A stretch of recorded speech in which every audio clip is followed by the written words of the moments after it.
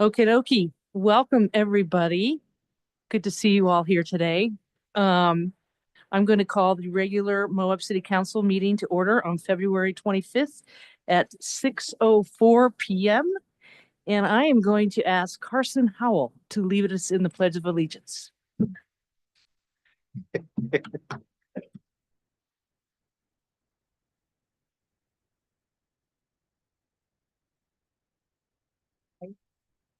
Pledge.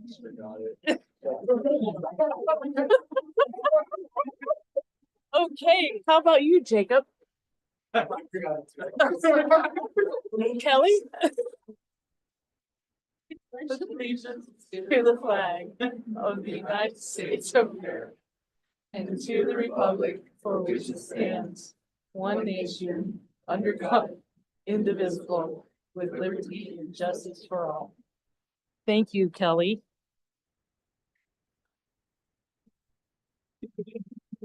All right, so we have a large group of skateboarders here today. So Luke and Jason are missing out on this. Luke is on vacation. He will join us for closed session via Zoom. And Jason is in Washington, D.C., and he won't be able to join us tonight, but we'll keep him updated on what transpired this evening. So Summer, would you like to introduce the new deputy recorder? Mayor and Council, this is Yvonne Hatathali. She's the new deputy recorder. She's going to be spending time with us on our Tuesdays, or on our second and fourth Tuesdays of each month. Just wanted to introduce her to you. She's handling accounts payable. She's jumped in. She's doing a great job. Colin has verified our bill payments, but she is a longtime Moab local, been here for her whole life, and so we're happy to have her. Yep. Welcome. Thank you.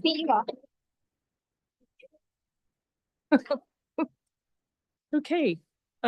Next up is public comment, and we have several public members here to talk to us about some skateboarding, I imagine. So you have 3 minutes to speak, and if you'll come up to the microphone and state your name and let us know what you would like us to hear from you. So you are? Hi, I'm Alexander Wyckoff. All right, Alexander, you're up first. Okay, thank you. I wanted to begin by congratulating the council on everything that you've accomplished lately. You need to sit down so we can hear you. Oh, and okay. They can hear you in YouTube world. All right. Speaking to the mic. All right. That was a great start. Yeah. I butter them up. Yeah. Good way to start out with a positive. We like that. Yeah, I want to congratulate the council on everything you've accomplished lately in flood mitigation, road repair, the housing shortage, the parks. I've only been back in town a year. I've never attended a council meeting before, but I definitely don't envy the difficult problems that y'all are tasked with. Excuse me. I'm here representing the Southern Utah Coalition of Concrete Athletes, which hereafter I'll refer to as SUCCA. And I would like to take a couple minutes of your time to discuss the Moab Skate Park. We at SUCCA have heard lately through rumor and through discussions with the Parks Department that a project to construct a new skate park is potentially in the beginning stages. We've also heard that there's generally support for the project from the council.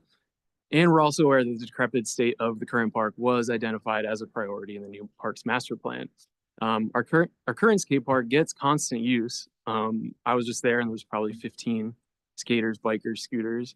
And a lot of us love it in spite of its shortcomings. I always see other users when I skate there. I often meet skaters I've never seen before, often with a lot of talent and dedication. Visitors and local parents bring their kids to the skate park often to rip around on their bikes and build skills for the mountains and the trails.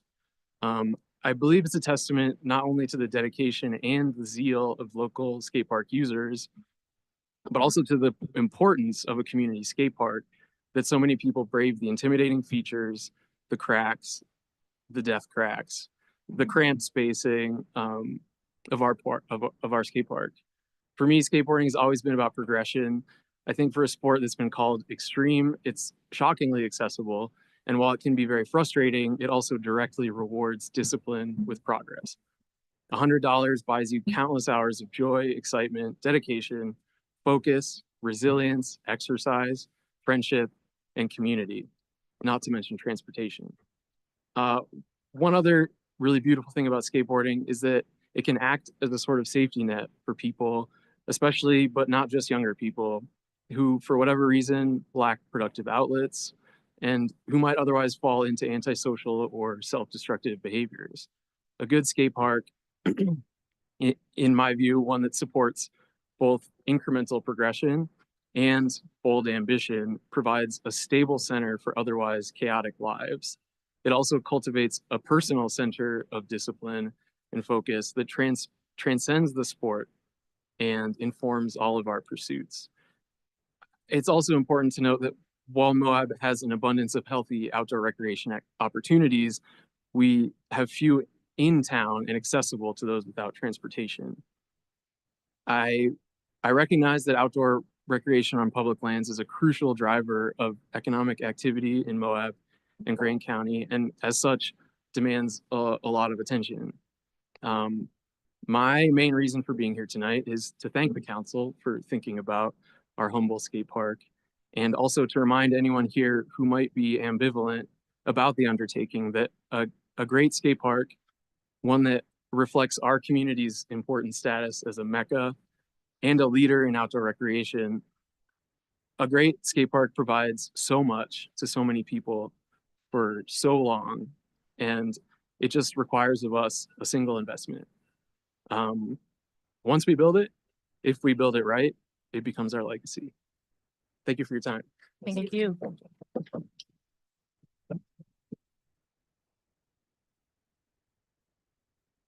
Nice job, Alexander. I think you got support from your group. Generally, we don't allow that kind of response, but today I think we will make an exception. And so, Jacob, you're up next.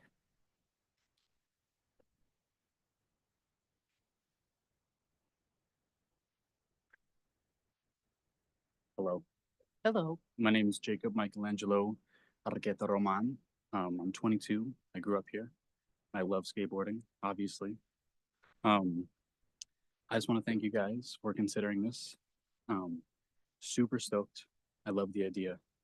And I really want to see this happen because skateboarding has done so much for me. I did not graduate high school. I did not do good in school. I fell into drugs. That was really hard.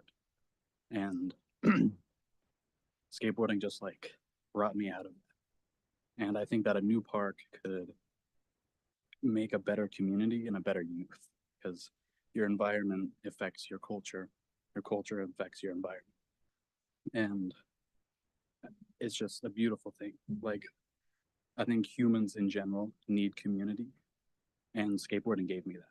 It made me search very deep in myself about how my actions affect others, and it's just such a beautiful thing. And I want to see more skaters, more community, more love, because every time I'm at the park and I see other people, it doesn't matter what they're doing. If they're skating, if they're on a scooter, if they're biking, if they're just there with their kids, it makes me so happy because I know that it means more than just having fun. Like, it's a spiritual aspect to my life, and I love it so dearly. And if there was a new park, I believe there would be a more responsible youth and a better youth. Like, the mindset that skateboarding breeds is so, I don't want to say articulate, but maybe like having a deep understanding of yourself and what that means for your actions and how that can affect your community. But our park is scary. I know the taste of concrete well. And there are many things on that park that I would love to see redone. Cracks, chunks of concrete missing, just the amount of times that I've just taken a slam. And I want to thank the people who built the park because I know it was done through volunteer work, and that's beautiful. I love that idea. But if it were to happen, if we were to have volunteers build the park again, I would love to see professionals guiding the team. The whole skate park is actually on a slant. If you like put your board down, the whole thing it's like rides away from you, which I think is really funny. But yeah, I think that skateboarding and just having a new park in general can offer a lot to the Moab community. It strengthens me as a person, and it strengthens my friends and my love for my friends and everyone else around me. Thank you. Thank you. It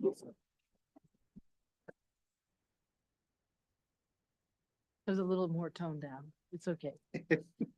Carson.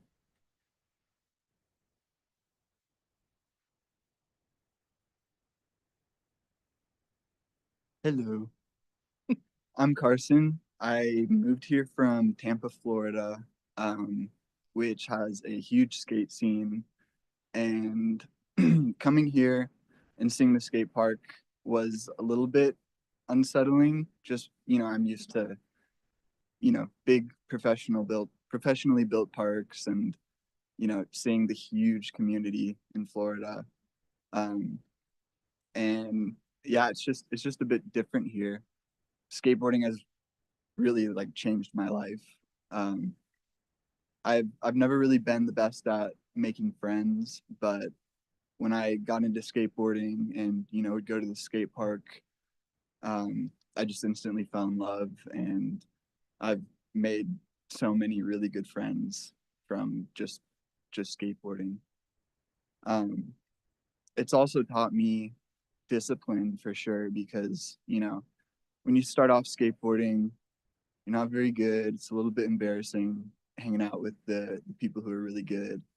But it just makes you want to, keep working at it. And it just gives you something outside of school and outside of work that just gives you like an outlet for your energy. And, if you need to be social, just working at any kind of trick is such a metaphor for you can apply it to really anything. And I've kind of applied it to my work. I'm an apprentice electrician, and when I started that out, I wasn't very good, and I'd make a ton of mistakes. And I would just think, just like skateboarding, if I just keep doing this and work at it, it's gonna get better, and I'm gonna get better. And I mean, that's what has happened.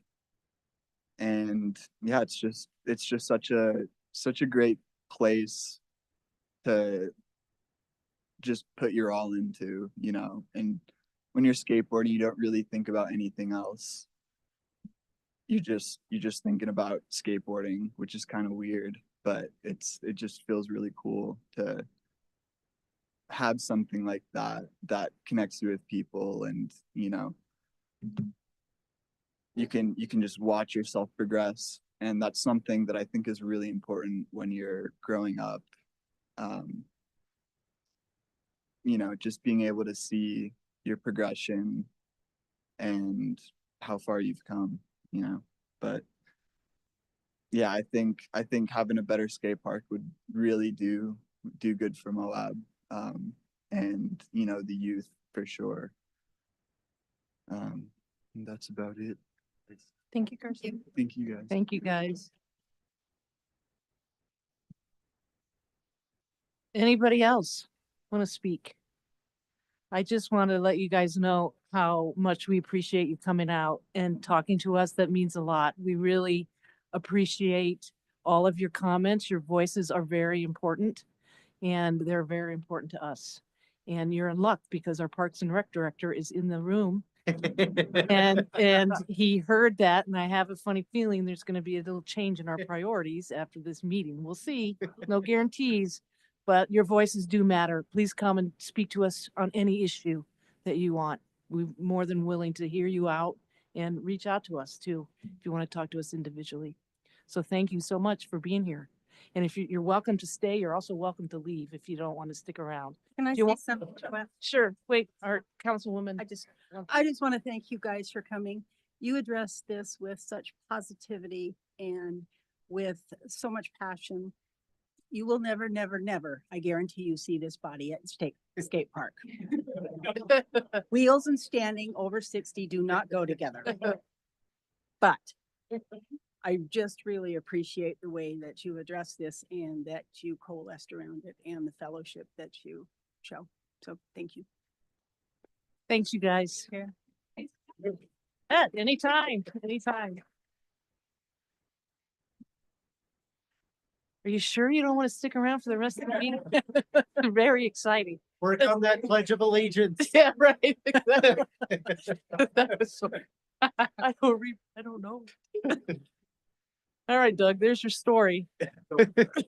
Sucker. Okay, that was great. Love it. All right, Patrick, we've got 2 department updates this evening, section 3 of our agenda. We'll start with Patrick on the Swanee Park Playground update.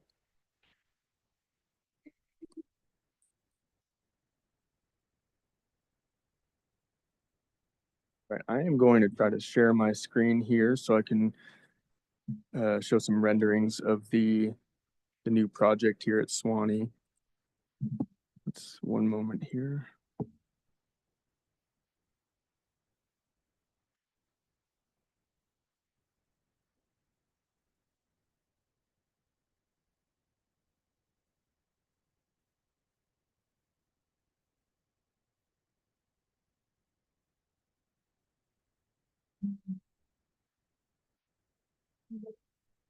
I might be good. Where is it? Where is your? It's right here. So go back into your Zoom meeting here.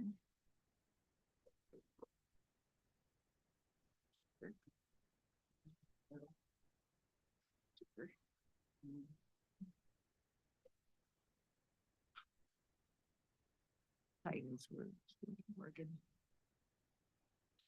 This.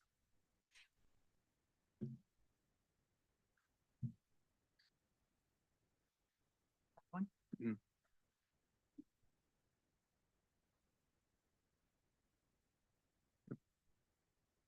There it is. Ooh. Nice.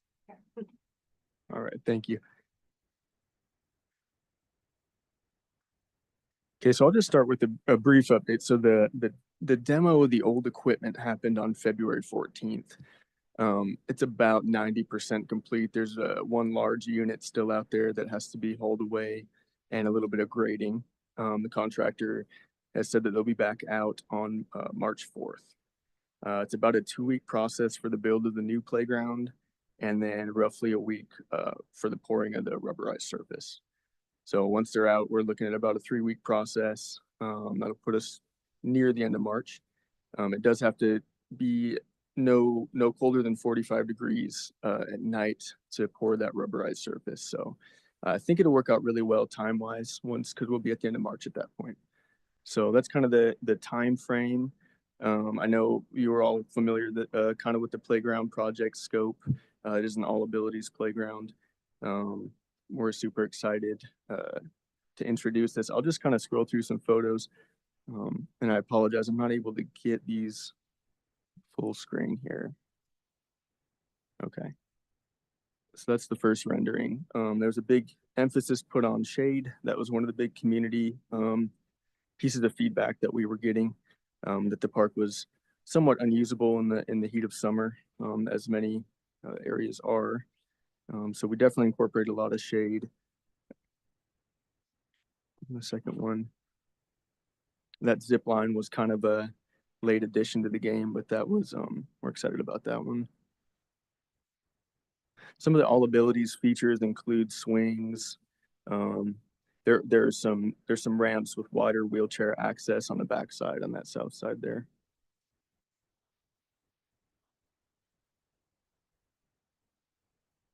And then there's kind of an aerial view, and that kind of that shows pretty good where that shade is at. There's some seating areas. That's the current footprint of the park, sort of that L. There on that left side, that's going to be a new pour for some seating, some covered seating over there. But otherwise, it's on the same footprint. I believe that is all I've got. in terms of the update. Questions? Any for Patrick? questions?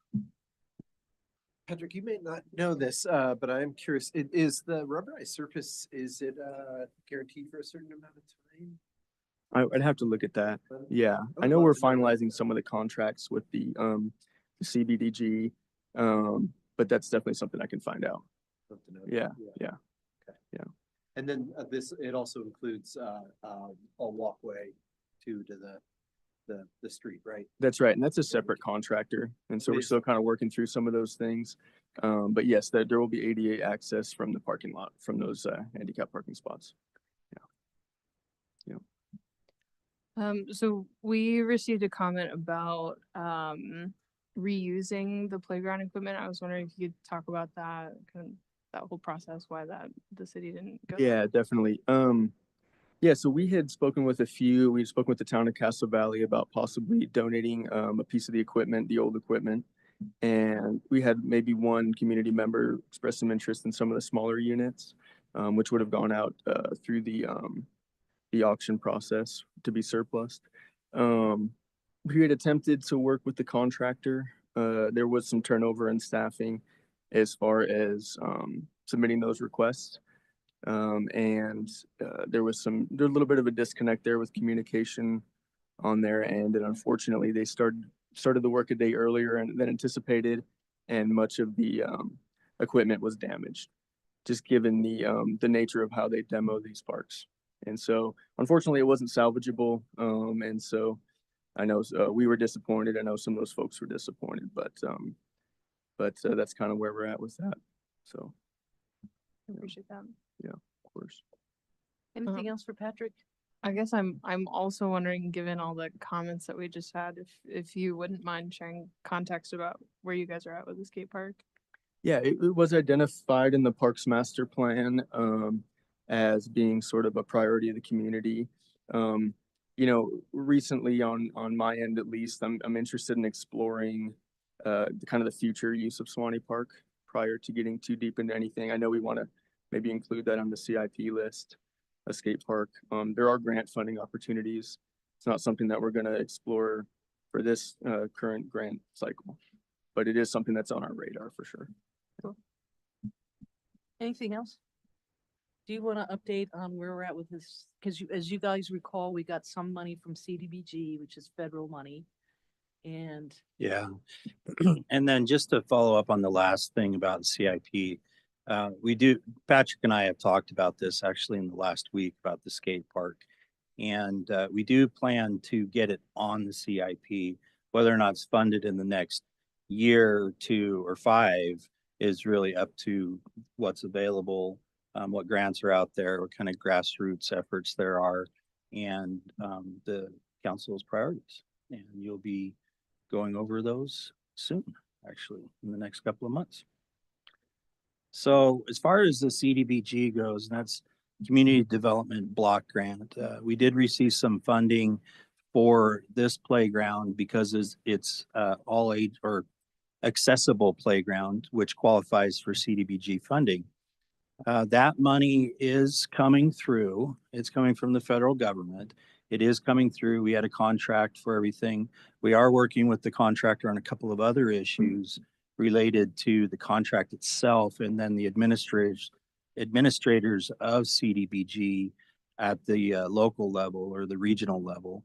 We're confident we'll be able to work through those issues, but we are also confident that the money will come through for this project.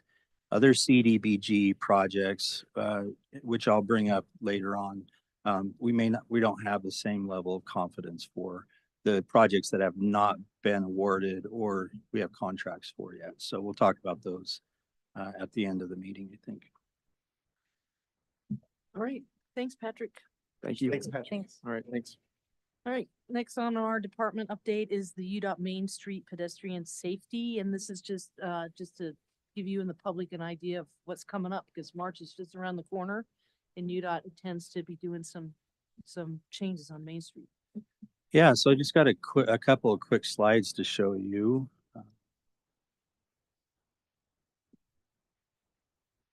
Starting here, okay. So as the mayor mentioned, UDOT is working on some of the things that we talked about in the master plan that was done several years ago, plus in the road safety audit that was done just in the last year. The emphasis for these improvements are on pedestrian safety and pedestrian crossings. So UDOT has come up with some temporary structures or some temporary improvements to basically put in bulb outs at the intersections of First North and Main Street and Center Street and Main Street. I've highlighted in yellow all of the improvements that would be made at First North, and the arrow pointing up, that's north. So the center heading up, that's Main Street, and to left to right, that's 100 North. So the yellow would denote where the bulb outs would come out. And the intention with bulb outs is that, for one, they do help to guide the cars so that they stay in the lane of travel as opposed to do other things. But the other things that they do, and the main thing that they do, is they let pedestrians get out a little bit farther.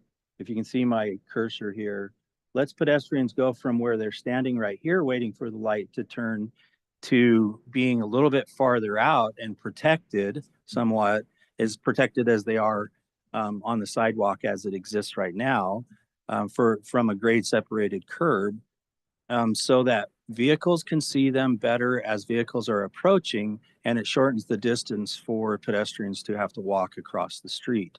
The other thing that bulb outs do for intersections is, by not having a parking place at this location where the bulb out is, it prevents pedestrians from being hidden behind parked cars, which also gives more visibility and makes things safer for pedestrians. And as you recall through the road safety audit, that was the biggest issue, was crossing at intersections.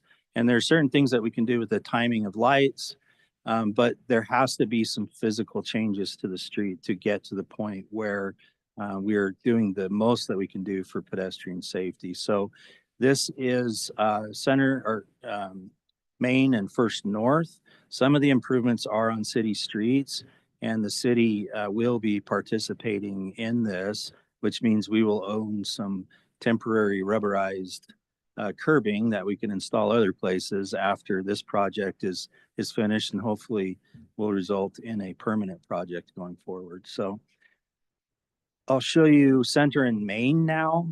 Center and Main does not have as many improvements because there are already several improvements there that are favorable to what we're trying to do. I've dashed the curb line so that you can see on each corner where the curb line is. That's already existing, that's not changing. And this over here next to the spoke, that definitely is a bulb out. Across the street is a bulb out. Over on the mix side, it's not technically a bulb out on this side, but it does go down to one lane, which slows things down a little bit for pedestrians. And then over on the bank side, it's going to stay pretty much the same so that we can have those 3 lanes so people can turn right, go straight, or turn left at that intersection. So the improvements at this intersection are generally all on Main Street. UDOT will be doing all of these. We will again be assisting them in painting curbs and things like that. But they'll be putting these in, and they should be taking place in March. It should be within the next 3 to 4 weeks that we see these go in. One of the other improvements that comes with this is that we are also looking at a bus parking, basically dedicated bus parking in front of the Moab Information Center, or the MIC. Right now, we have charter buses that turn down Center Street. They used to park over in front of the MIC, on the side of the MIC on Center Street, and we've moved them down closer to 98 Center, in fact, right in front of 98 Center. It's not as conducive as it used to be with the change in the traffic patterns on Center Street. Having these big, huge buses go down there and parking on the side of the street has been an impediment to a lot of things going on in that street, including the flow of traffic, and then also pedestrian movements, things like that. So we talked to UDOT about potentially having that parking out in front of the Moab Information Center on the highway, which we think makes a lot more sense. There's a lot more room. The other thing about this location is that it's one of our Moab area transit stops. And one of the things we will be working on with Moab area transit is better visual for our stops and advertising the transit through the stops as well as other means. So for instance, right now there's a small sign that says it's a stop. In the future, we hope to have a larger sign, something that stands out with a map and timeframes of when the bus will be coming by. So it serves multiple purposes. So we're excited that this is happening as well, but that's the extent of the changes. The mayor wanted me to also mention the changes to the speed limits that have happened on Main Street. You all may have seen those already. I'm not going to go through all of them. Just know that pretty much everywhere except for right downtown, the speed limit is lowered by 5 miles an hour generally in most places. And as you get outside of town, it's actually to the south of town is lowered even more from 50 or 65 to 55 in some areas. But just, I guess the message here is just to pay attention. There are information signs out saying watch for the new speed limits, but we're just encouraging everybody to slow down, take care, and remember there's a lot of people walking around and people on bikes as well. Questions, comments? I would add to the speed limit discussion that I've been hearing a lot of talk about the police department, just a lot of great enforcement and pulling people over and just letting them know about the changes. And it sounds like, I mean, most of the comment that I'm hearing is really positive and Good. You know, excited about the changes and excited about the police out there, Yes, letting people know. Yeah, sooner or later, they'll be letting them know with the ticket. Yes. So thanks, Lex, and your team for getting the word out to people. It's gonna take a little bit for people to get used to it. And how do we get the word out to these buses? So Communicated to them. we'll be working with the information center and the people who book these tours to let them know. I believe we had talked to them previously when we made the change to in front of 98 Center. So we have a history with them like just recently. So we'll be able to talk to them and get them. And for them, honestly, they might have to turn around and face the other direction. They might be coming in from the north mostly, but going around the block and coming and pointing to the direction you're heading out of town and dropping people off, I think is much more conducive to the whole system anyways. So it should work out pretty well. It will be striped as no parking. It'll be a loading zone.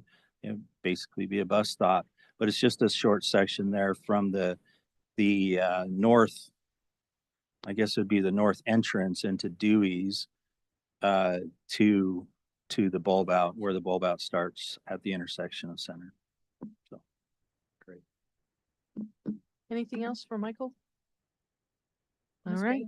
yep, good work. Looking forward to that. City Street Speed Limit Adjustment presentation by Mark. And this is City Streets, City streets, not UDOT. right? And DDR's. gonna Oh, do that. Dieter, sorry, I didn't realize you were gonna be there too. So we, Awesome. we, Great. originally, I put myself on there for presentation, but we thought this. It was an audible. Yeah. Sorry. No, it's nice to see you. It's great to have you Thank here. you. So yeah, hi Mayor and council members, thank you for having us. So we are here, Mark and I, to discuss about the speed limits adjustment we are planning to do. So as all of us know, downtown dispersed parking is almost done. So that includes some bulbs out, median parking, and some striping on the side of the street. So we have been asked by administrator to take a look at the speed limits and do some maybe adjustments. So ordinance, council adopted 2021, number is 2021-14. So prima facie adopted to be 20 miles an hour. So what does that mean? If there is not a speed limit posted, speed limit is 20 miles an hour. So in our downtown, speed limits between the 20 to 25 mile an hour. And so when we look at it, seems like MUTCD manual, so which is the what we use for having, it's called a manual on uniform traffic devices recommend a traffic study do any adjustment on the speed limits. And we don't have a full study yet, but we do want to be active because we know that geometry has been changed and we're expecting more traffic, pedestrian traffic, and we do want to be caution and do some adjustment. So what we're gonna recommend will be where we're seeing a median parking. We want to do 15 mile an hour, and if there is not a median parking, we do recommend it to be 20 mile an hour. So I'm just gonna share my screen so we can take a look at what we are proposing. This was on the agenda. So let's see. So let's go to existing one. Oh, maybe I need to do stop share and then share again. That's tricky. Okay. So just to be like break it down so we can maybe see better. So the 25 mile an hour is the red ones, which is darker, and 20 mile an hour is the oranges. So I just want to pay you attention to 100 south, which is the 100 mile an hour, the 25 mile an hour, and then the 100 north right now is 25 mile an hour. And rest of the streets, as we see, is just being 25 mile an hour. And what will be the proposed one? I think I just have to, oh, here we go. We can switch it. So as I pointed out, now 100 south going to be 20 instead of 25, and as well as the 100 north. So 100 south is where the Wabi Sabi Street, for everybody to give a reference. And then the 100 north where the Moonflower. And where we're seeing median parking, which is a center street, and then 100 east where the jail, we are recommending to be 15 mile an hour. So what we are planning, we would like to do this in-house. So we are estimating it will cost like $5,000 and some staff time. Yeah, that's it. If you have any questions. Questions for Didar? So have you guys started the study yet? Or You know, we didn't, but we do like to collect some counts. So because of with this adjustment, we do want to see the, you know, what is the traffic change? What is the average traffic now? We have some data before this, but now we could able to do, you may see now traffic tubes on the streets. So we do want to put more traffic tubes and see what is now, like, and then compare to what was before. I think this time period we will collect some data. You want to add something, Mark? So I'll add something. So the anecdotal information says that the streets like Center Street, the speed has functionally changed. It definitely has changed. And then the other streets, part of this is a policy question of what do we want the speeds to be in the downtown, not just about what people are showing as far as the traffic counts go. 20 miles an hour or 300 south is 20 miles an hour and has been since six years ago, maybe something like that. Yeah. So it has been for several years. I think the area that we're looking at or that engineering is looking at here is basically the pedestrian shed for the city. This is the most walkable place within the city and has the highest density of intersections and has basically the ability for people to walk more and to more places than most places within our city. So it also helps to promote walking, cycling, things like that in the downtown area. So so it's not all dependent on what the engineering shows. Is that correct? Yeah, that's just the MUTC. They recommend us to do a traffic study, and we would like to have a traffic study whole citywide, just not the downtown core at one point, so we can have a better recommendation. any idea when you'll make that recommendation? Probably we will talk with the street department and see what they have in their hand as a sign. So, and then start ordering the whatever they don't have. And we are hoping that before it gets so busy, so they can start putting the install the signs. So there are no more 30-mile-an-hour speed limits in town, which is great. Good. Can I add one thing? One, I'm very supportive of this. But two, the thing that occurred to me when I'm looking at this is, and I'm sorry to be working outside of, the scope of this work, but, in terms of what Michael was saying, this is, included in sort of the pedestrian center is, I don't understand why, Fourth North is not included in this. To me, Fourth North has such in similarities to Third South, and that 20-mile-an-hour speed limit where you have a school, you've got the aquatic center, primarily residential, you've got back in or angled parking, a lot of things to me criteria that I would see as Sure, and it's like that discretionary stuff that we talked about. There's certainly a lot of things that, I mean, we could do a lot of things, and we could expand this to a lot of different places. This project is just this area, and it was mainly, the impetus was around dispersed parking. But that does not mean that we can't look at Fourth North, and I would imagine that Didar and Mark have a lot of information about Fourth North, and this is also a street that we're looking at for potential reconstruction as well going forward. So great. And where you see dispersed parking, I also see this area also includes all of our schools, every single one of them. And so, why not expand it to Fourth North and just capture that last school? Just a thought. Yeah. Just food for thought. Anything else?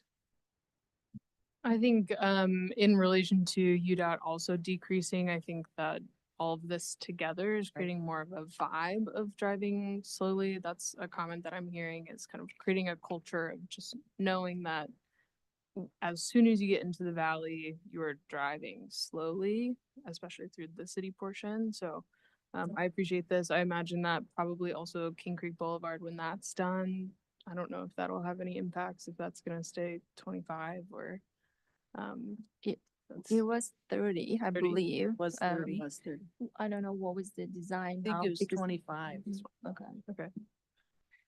Just to be note on that, so when we looking at the street, we also looking at the classifications, so what they are for. So some of them needs to be a little more faster because of that's the corridor you want to move people. We will consider that too. Okay. but if you want to go the breakneck speed of 30 miles an hour, you got to go to the highway now. That's now highway speeds. So Anything else, you guys? All right. Thank you so much Thank for you. your work. Slow down in town. All right. Item number 5, consent agenda. We have 2 items: approval of the minutes from February 11th, 2025 regular meeting, and approval of the bills against the city of Moab in the amount of $1,139,708.98. Do I have a motion? I motion to approve the consent agenda. Motion by Caitlin, second. I can second that. Second by Colin. Any discussion? Nope. All those in favor say aye. Aye. Any opposed? Motion passes 3-0. Next item is Kelly, and we have a consideration of approval of special event permit review for the 2025 Moab Women's Festival that's held out at the Archway Inn. They anticipate a much bigger crowd, and therefore we need to approve this new event, which is not new event, but it's growing Level event. 2, yeah. Yeah, growing event. Kelly. So, Tony organized this event last year and is here if we have any questions.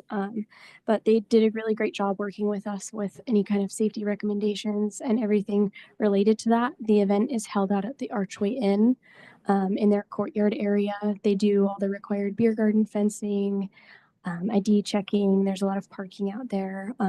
So last year they limited the attendance to under 200 per day. But this year they'd like to be able to have ticket sales higher than that. There has been a slight update. They might not want to do 2 full days at the Archway but have a day where there's, potential for other activities like hikes and things like that. But the initial day would still ask for that over 200 limit. There were no issues with this event last year, and they worked with us on everything we asked for. So there's no staff concerns about approving this. Questions? Motion?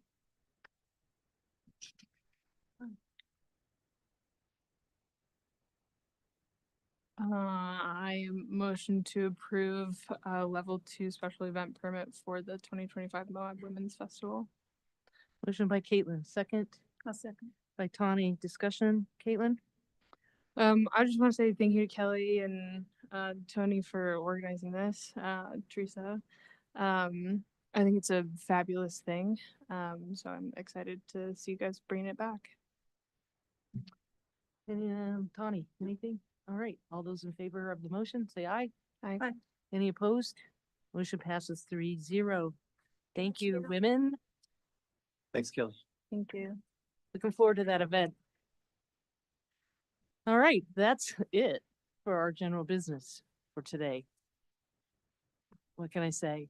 The next meeting, it will be a lot longer, I have a feeling. So we'll start with city managers before we move on to council report. So update, Michael. Okay, I've got a few items. Just recently this week, I met with the school district superintendent. Just kind of went over things generally, what's going on with them, how it relates to us. And so we talked about several things.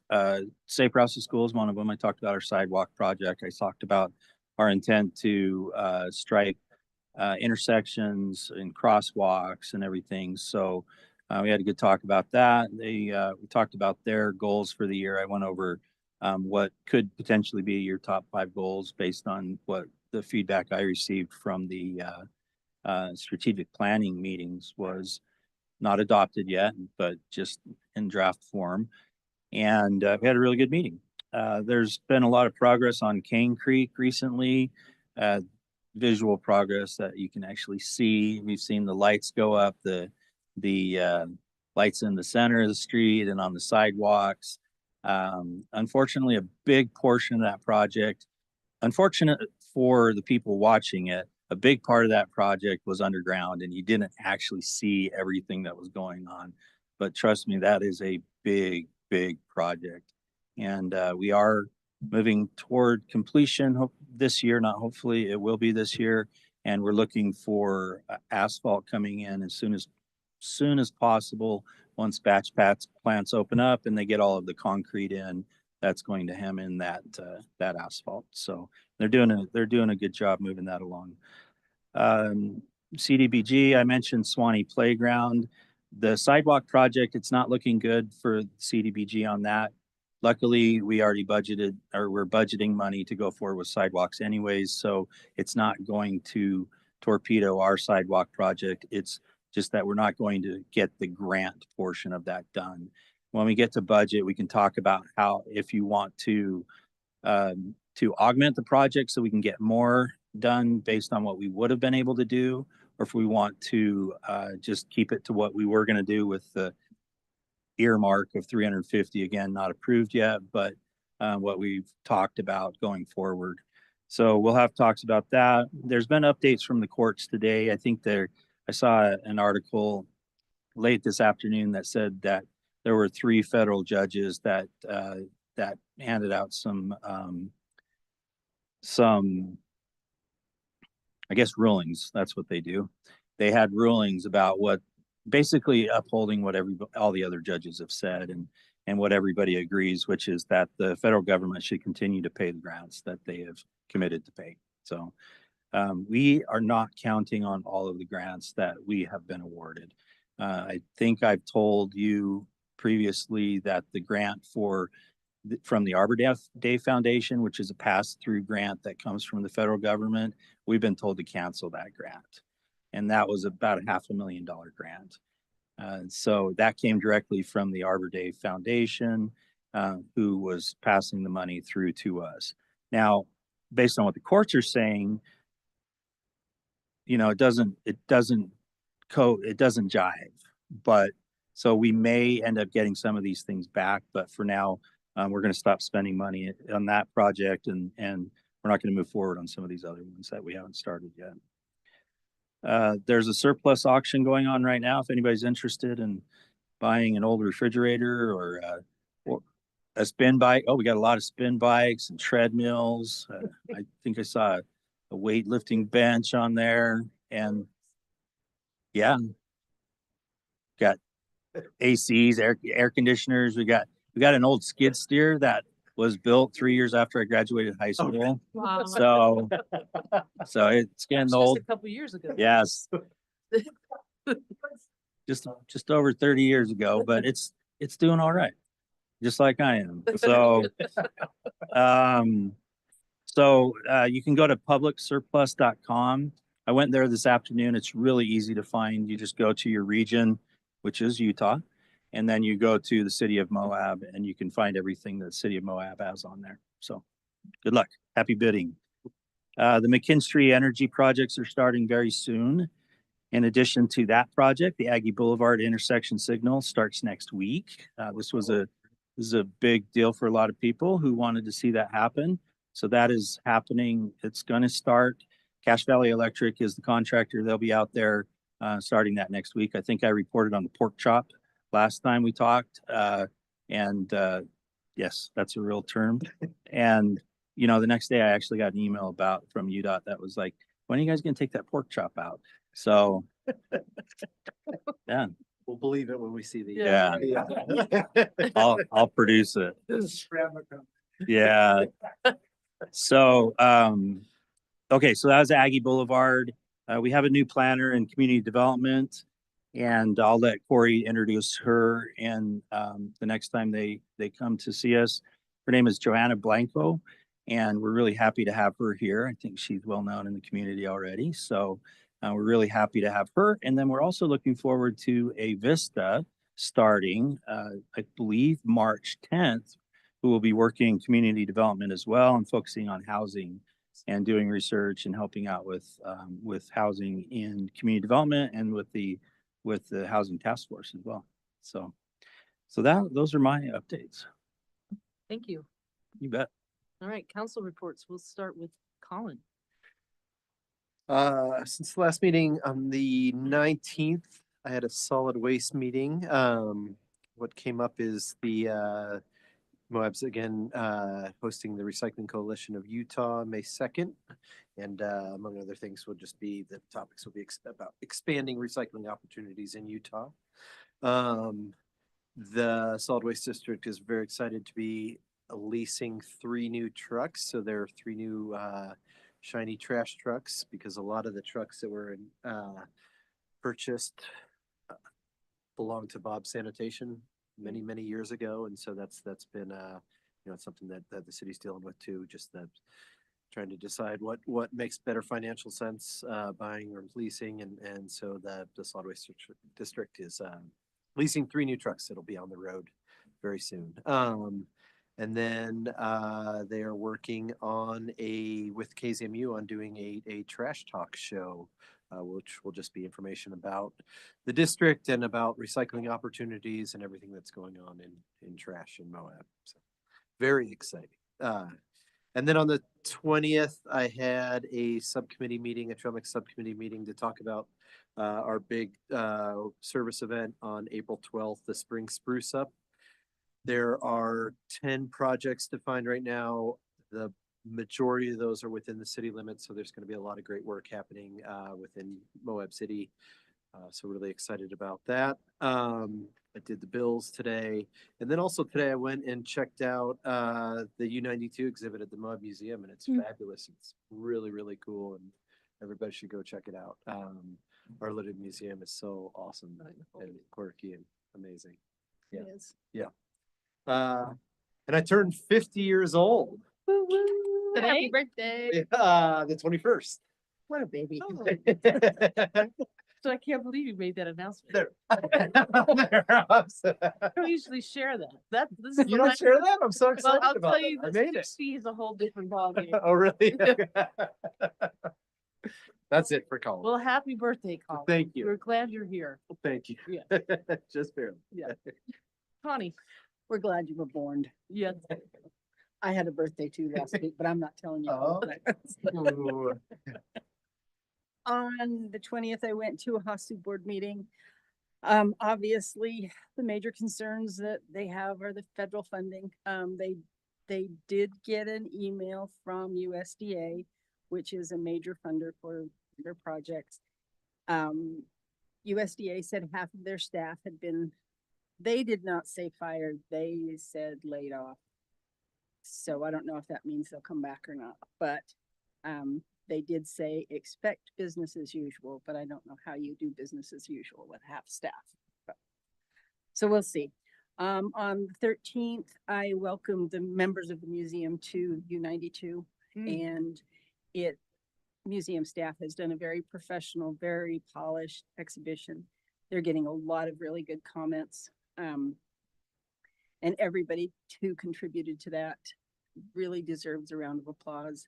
It made the old curmudgeon I live with tear up, and several other old miners that he was talking with were kind of getting teary-eyed. So it's a really good exhibition. Go see it, and it's very well done.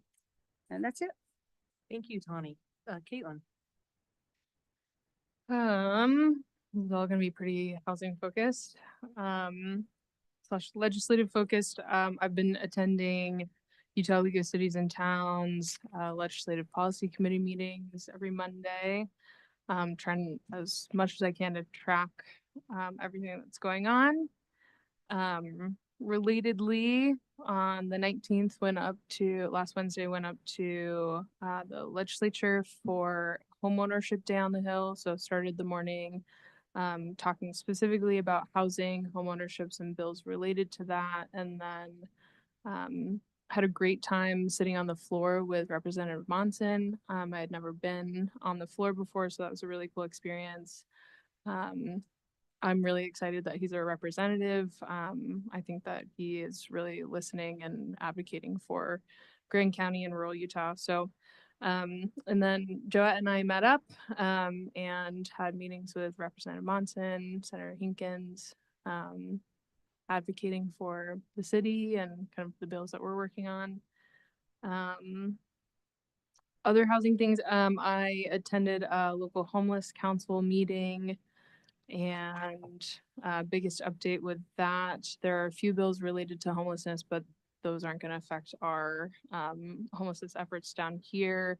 One thing that the state is talking about this year is doing a code red. So having shelter stays for when it's really, really hot out. That wouldn't apply to our county, but I think it's something really important to consider. Otherwise, Skyline Arch Apartments is now accepting applications. That is a 32-unit low-income apartment complex at Arroyo Crossing. They are hoping for May to be move-in date. So if you're interested, apply now through the Housing Authority. And hopefully cottages, low and moderate income rental cottages will come forward through the Housing Authority as well in August. Related to that, also definitely want to give a shout out to Johanna. She worked with me at the Land Trust. I'm really excited that she's working for the city. She's going to be a real asset to the city.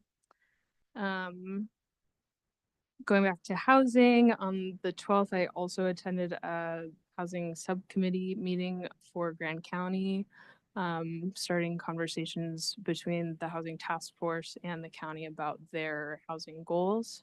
I'm looking forward to having a similar conversation with the city and for all of our agencies to be moving forward on housing together, implementing the housing plan. And then last weekend, I attended the Trashing Show at Woody's, which was a great time.